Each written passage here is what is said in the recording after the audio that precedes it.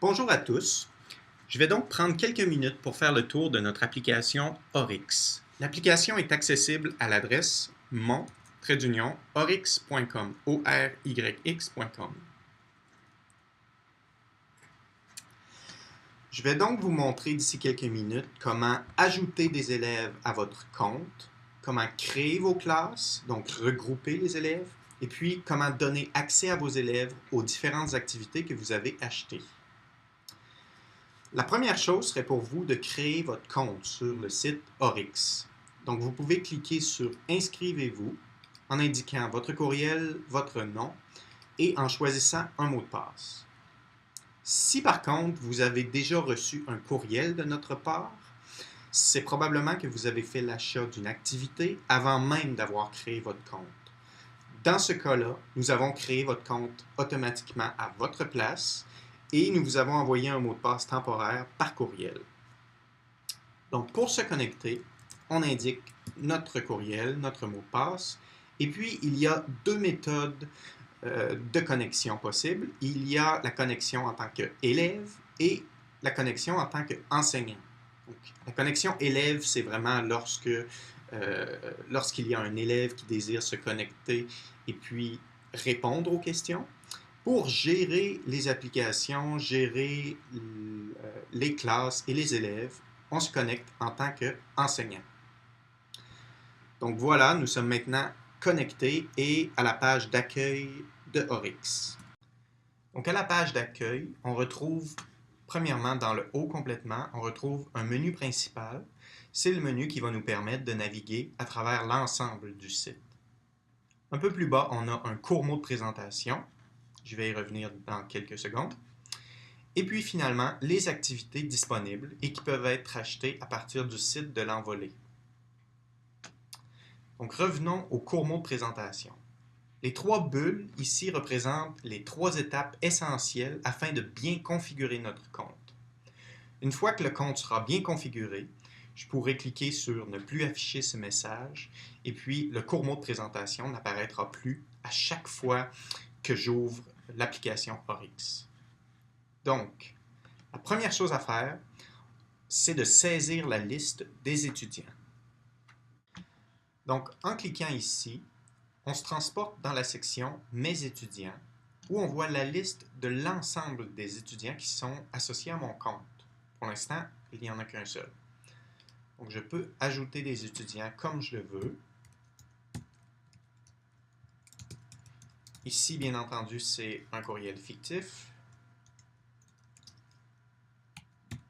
J'indique le nom complet et puis je choisis un mot de passe pour chacun de mes étudiants. Ensuite, je fais sauvegarder. Oups! Donc, on voit que le mot de passe doit avoir au moins 8 caractères. On peut ainsi ajouter autant d'élèves qu'on veut. Si par contre, on a une liste très grande d'élèves à ajouter, on peut utiliser la fonction « Importer des étudiants ». Donc, on va simplement utiliser un fichier Excel pour importer en un seul coup un grand nombre d'étudiants. Retournons à l'accueil, maintenant que la première étape d'ajouter les étudiants à notre compte est créée. Allons voir maintenant la création des classes et la répartition des étudiants à l'intérieur de chacune de ces classes. Donc, en cliquant ici, on arrive dans la section « Mes classes » du menu principal. C'est la page où on peut voir l'ensemble des classes qui sont associées à mon compte. Donc, on voit que j'ai créé une classe de première année dans laquelle on trouve un étudiant. Puis, j'ai aussi une classe de deuxième année dans laquelle on retrouve 0 étudiant. Je peux ainsi créer, par exemple, une classe de troisième année. Ce genre d'exemple pourrait être intéressant pour, disons, une orthopédagogue qui travaillerait avec certains élèves de première année et d'autres élèves de deuxième et de troisième, par exemple. Maintenant, pour ajouter des élèves au sein de chacune de ces classes, simplement sélectionner la classe et puis décider quel élève fait partie de cette classe. Donc ici, j'ai 3 élèves en première année et disons un élève en troisième et un élève en deuxième année.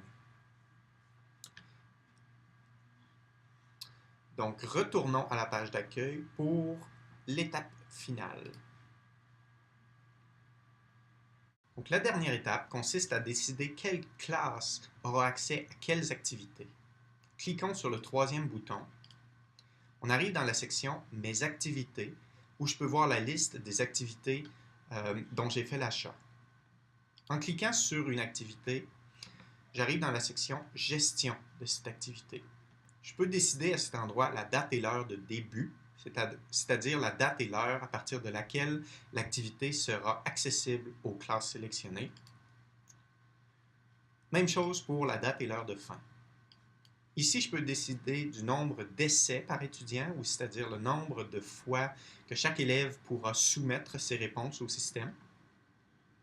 Il y a d'autres options possibles, mais ce qui m'intéresse particulièrement, c'est ici, c'est-à-dire l'activation des classes pour l'activité en tant que telle. Donc ici, on voit que j'ai activé la première année et deuxième année pour mon activité repérage premier cycle. Lorsque c'est terminé, on fait sauvegarder. Maintenant que tout est en place et que mon compte est bien configuré, essayons de vérifier si, en tant qu'élève, j'aurai bien accès à mon activité telle que définie dans mon compte enseignant.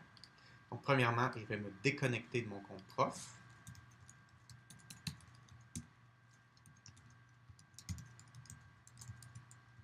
Je rentre mon courriel et mon mot de passe. Je laisse type élève. Et puis, en me connectant, on voit que j'ai bien accès à ma nouvelle activité repérage. Donc, je peux lire le texte, répondre aux questions. Une fois que j'ai terminé de répondre à mes questions, je peux soit sauvegarder ou alors soumettre mes réponses à l'enseignant. Et la correction automatique se fait. On voit ici que je n'ai pas été particulièrement chanceux dans mon hasard, mais on voit la mauvaise réponse et la bonne réponse. Et je peux ensuite passer au prochain texte. Donc voilà, ça fait le tour de l'ensemble de notre application. N'hésitez pas à nous contacter pour toute autre question. Vous pouvez nous rejoindre à info@mon-orix.com. Au revoir.